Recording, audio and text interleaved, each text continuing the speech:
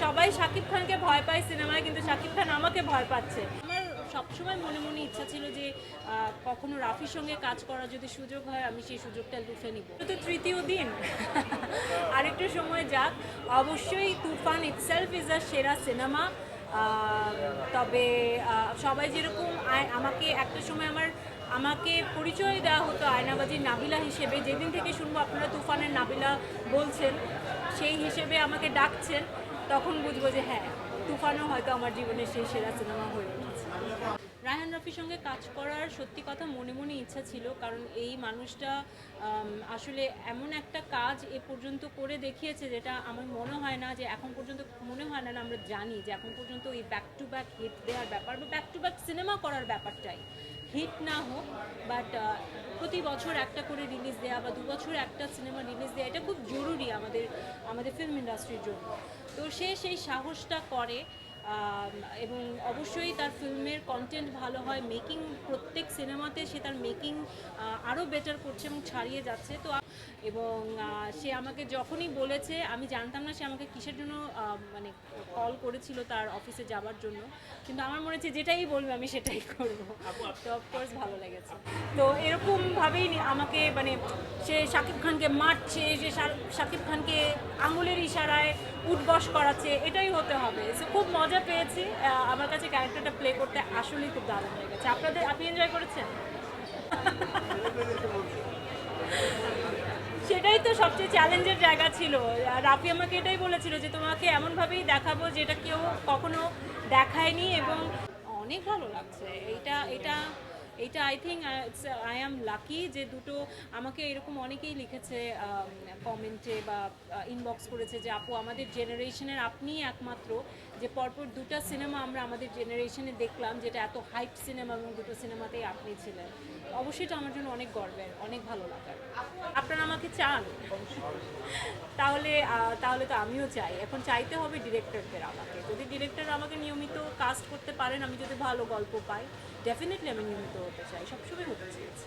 ঈদ তো অনেক ভালো কাটলো। ঈদ বরাবরের মতো, যেহেতু আমার একটা সংসার রয়েছে, তো কোরবানি ঈদও ছিল, সো অনেক রকম দায়িত্ব ছিল, সেগুলো পার করছিলাম, সেগুলো সব করছিলাম, বাট মনে মনে মানে অপেক্ষা করছিলাম যে কখন সন্ধ্যা হবে এবং কখন আসলে আমি তুফান দেখতে যাব। আমার ফ্যামিলি গিয়েছে, আমার ফ্রেন্ডস গিয়েছে, কলিগসরা গিয়েছে। তো সেই অপেক্ষাটা ছিল, এবং সন্ধ্যায় শেষমেশ গেলাম সিনেমা দেখতে।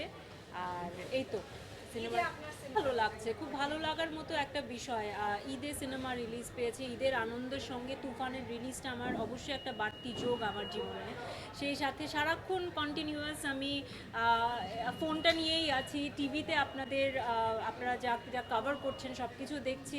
তো সময় তো খুব ব্যস্ত রাখছেন আপনারা আমাদের, তো ভালো লাগছে। চ্যালেঞ্জিং খুব বেশি ছিল না। হ্যাঁ, চ্যালেঞ্জিং খুব বেশি ছিল না, কারণ আমি নিজেও 90 দশকটা দেখেছি, আমি ওই সময়ই বড় হয়েছি।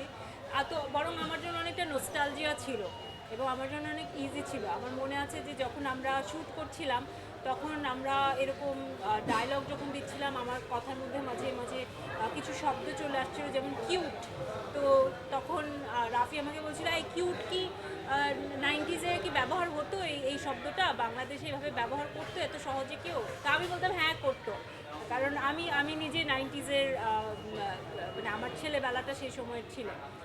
তো অফকোর্স বরং অনেক নস্টালজিয়া কাজ করেছে, ওই গেট আপটা নিতে ভালো লেগেছে। আমার লুক টেস্ট যখন হচ্ছিল তখন আমাকে সেরকমই সকলের, আমাদের এদেশের যারা মৌসুমি আপা কিংবা শাবনুর আপা, ইভেন ভারতের মাধুরী দীক্ষিত, ওনাদের যে স্টাইলটা ছিল কাপড়ের এবং চুলের, সেটা আমাকে দেখানো হয়েছিল। তো খুব ভালো লেগেছে পুরো প্রিপারেশন। আমি তফাৎ আসলে দেখতে পেয়েছি। এখনকার চঞ্চল ভাই কেমন যেন অনেক রিল্যাক্সড, তখনও ছিলেন। ভালো অভিনেতা তো বরাবরই, তখনও উনি ভালো অভিনেতা, মানে শক্তিশালী, এখনও শক্তিশালী। ওনাদের মধ্যে ওনাদের রক্তে অভিনয় মিশে আছে, সেটা নিয়ে কোনো কথা বলছি না। কিন্তু অ্যাজ এ পার্সন আমার কাছে মনে হয় যে চঞ্চল ভাই এখন অনেক রিল্যাক্সড, অনেক ফান লাভিং, এবং আমার কাছে মনে হয় উনি ওনার ক্যারিয়ারে এখন এমন এই সকল জিনিস হবার কারণ হচ্ছে উনি ওনার ক্যারিয়ারে এমন একটা জায়গায় পৌঁছে গেছেন যে উনি খুব স্যাটিসফাইড ওনার জায়গা নিয়ে। তো ওনার মধ্যে আমি কখনো কোনো কিছু নিয়ে কোনো সংশয়, ইগো, টেনশন এগুলো আমি দেখি না। আয়নাবাজির সময় কিছুটা ওনার মধ্যে আমি টেনশন লক্ষ্য করতাম, কিন্তু এখন আমি ওনার মধ্যে সেটা পাই না। ওনাকে আমার বরং আমাদের মাঝে সবচেয়ে ফান লাভিং এবং সবচেয়ে জলি মানুষ চঞ্চল ভাই ছিলেন। ওনার এই পরিবর্তনটা আমি লক্ষ্য করেছি। ভালো ছিল শাকিব খানের সঙ্গে। আপনারা যখন সিনেমা দেখবেন আপনারা দেখতে পাবেন, কারণ কাজ করতে গিয়ে আমিও ফিল করেছি, এবং যখন শ্যুট করছিলাম তখনও সামনে সবাই বলছিল যে কেমিস্ট্রিটা দেখা যাচ্ছে, কেমিস্ট্রিটা দেখা যাচ্ছে। এই কথাটা আমি অনেক শুনেছি এবং আমি নিজেও ফিল করছিলাম। এর কারণ হচ্ছে he is very supportive as an actor. প্রথমত উনি অনেক ভালো অভিনেতা, উনি সুপারস্টার মেগাস্টার, এটা তো আছে, এটা ওনার প্রাপ্তি, এটা উনি অর্জন করেছে এত বছরের ক্যারিয়ারে, উনি ইন্ডাস্ট্রিকে যা দিয়েছে। বাট এর বাইরে সবচেয়ে বড় জিনিস হচ্ছে উনি অত্যন্ত ভালো একজন অভিনেতা, এবং যখন আপনার সামনের কো আর্টিস্ট এত ভালো অভিনয় করে তো সেই এনার্জিটা আপনার মধ্যে ট্রান্সফার করে। তো সেটা আমাকে অনেক বেশি হেল্প করেছে আমার অভিনয়ের ক্ষেত্রে। আর আমি ওনার সাথে আসলে বন্ড ক্রিয়েট করার চেষ্টা করেছি। উনি বেশ চুপচাপ ছিলেন শুরুতে, তো আমি নিজ থেকে বন্ড ক্রিয়েট করার চেষ্টা করেছি, ওনার সাথে গিয়ে গল্প করছিলাম, কারণ আমাদের আসলে সেটে অভ্যাস আছে গল্প করার আমাদের কো আর্টিস্টদের সাথে। তো ওই কারণে গল্প করছিলাম। আরেকটা নিজ স্বার্থেই করেছি যে উনি আসলে আমি বিশ্বাস করি যে ওনাকে যার সঙ্গেই দাঁড় করিয়ে দিবেন, একটা গাছের সঙ্গেও যদি আপনি দাঁড় করিয়ে দেন উনি তার সাথেও ওনার অভিনয়টা করে চলে আসবেন। কিন্তু আমার জন্য খুব জরুরি হচ্ছে সেই বন্ডটা ক্রিয়েট করা আমার কো আর্টিস্টের সাথে, যাতে আমি ইজি ফিল করি আমার পারফরমেন্সের ক্ষেত্রে। তো আমি নিজ থেকে গিয়ে কথা বলতাম, তো যখন আমি কথা বলা শুরু করেছি উনি তখন গল্প করা শুরু করেছে। এবং বিশ্বাস করেন উনি খুব অনেক বড় একজন স্টার, ওনাকে সহজে পাওয়া যায় না, আমরা ওনাকে দেখতে পাই না, উনি ধরাছোঁয়ার বাইরে, কিন্তু উনি কিন্তু যখন কথা বলেন গল্প করেন উনি আমাদের মতোই একজন, আমার কাছে মনে হয় যে সাধারণ মানুষ। ওনার সাথে আমি বসে কিন্তু গল্প করতে পারি, এটা খুব ভালো একটা বিষয়। আচ্ছা, তো এটাই যে হল বেড়েছে অনেক, আমি শুনছি কিছু কিছু কোনো মধুমিতা হলে আমার মনে হয় যে ভাঙচুর হয়েছে, এসব কথা শোনা যাচ্ছে, ব্ল্যাকের বিষয়গুলো শোনা যাচ্ছে। আমি বলবো যে একটু ধৈর্য ধরতে, কারণ আপনাদের ডিমান্ড থাকলে সিনেমাটাও হলে অনেক দিন, অনেক মাস, হয়তো 1 বছরও থাকতে পারে যদি আপনারা চান। তো ধৈর্য ধরেন, সিনেমা তো থাকছেই হলে। আমি জানি যে মানে সবাই অপেক্ষাটা করতে চাচ্ছে না, সবার আগেই সিনেমাটা দেখতে চাচ্ছে, কিন্তু একটু ধৈর্য ধরেন। আমরা আস্তে ধীরে সিনেমাটা দেখি, আমরা চেষ্টা করব অগ্রিম টিকিট বুকিংয়ের, বাট না পেলে মন খারাপ হওয়াটাই স্বাভাবিক। কিন্তু আপনারা চাইলে সিনেমা হলে থাকছে, হলে থাকবে, দেখুন। এবং যত দিন যাবে যদি দেখি যে তুফান এখনও চলছে এবং মানুষ 4-5 বার করে সিনেমা দেখছে, আমার মনে আছে আয়নাবাজির সময় আমি এমনও মানুষ পেয়েছিলাম যারা 13 বার সিনেমা দেখেছে আয়নাবাজি। আশা করি তুফানের ক্ষেত্রেও সেরকম শুনতে পাবো। মাত্র তো তৃতীয় দিন, তবে অলরেডি শুনছি, অনেকে আমাকে বলেছে যে আমি 3 বার সিনেমাটা দেখছি, টিকিট কেটে ফেলবো, কারণ আমি আমার কলিগদের নিয়ে যাচ্ছি, আমি আমার ফ্রেন্ডসদের নিয়ে যাচ্ছি এবং আমি আমার ফ্যামিলি নিয়ে যাচ্ছি। এবং আরেকটা বিষয় বলে, আজকে আমার হাজব্যান্ডও আজকে থেকে তার অফিস শুরু হয়েছে, সে আমাকে একটা স্ক্রিনশট পাঠিয়েছে যে তাদের অফিস থেকেও মেইল এসেছে যে তারা প্ল্যান করছে যে পুরো টিম একসঙ্গে তুফান দেখতে যাবে। সো এটাও খুব খুব মজার যখন এসব জিনিস দেখি। এইটাই তো আমরা চাই, এরকম কতবার শোনা যায়, এই যে একই পরিবারের 24 জন আসা, এবং পুরো মানে পুরো অফিস একসঙ্গে আসা, স্কুলের টিচাররা একসঙ্গে আসা।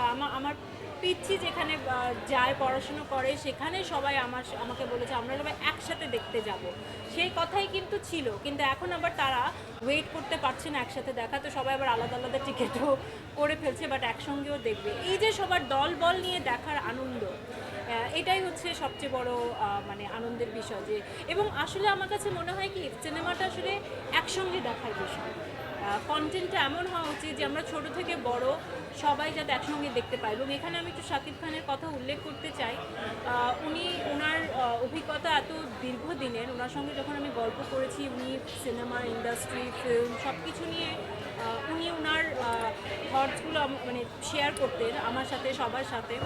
উনি একটা কথা বলেছিল যে সিনেমাটা আসলে এখন এমনভাবেই তৈরি করা উচিত যাতে সবাই দেখতে পায়, সেখানে কোনো কিছু যাতে অবসিন না থাকে, সেখানে যাতে কোনো কিছু এমন কিছু না থাকে, বা খুব বেশি ভায়োলেন্সও যাতে না থাকে যে সবাই মিলে উপভোগ করার জায়গাটাতে ব্যাঘাত ঘটে। তো এটাও খুব জরুরি আসলে সিনেমার ক্ষেত্রে, যাতে সবাই একসাথে মিলে দেখতে পারে, সেভাবেই সিনেমাটা নির্মাণ হলে আমার মনে হয় ভালো।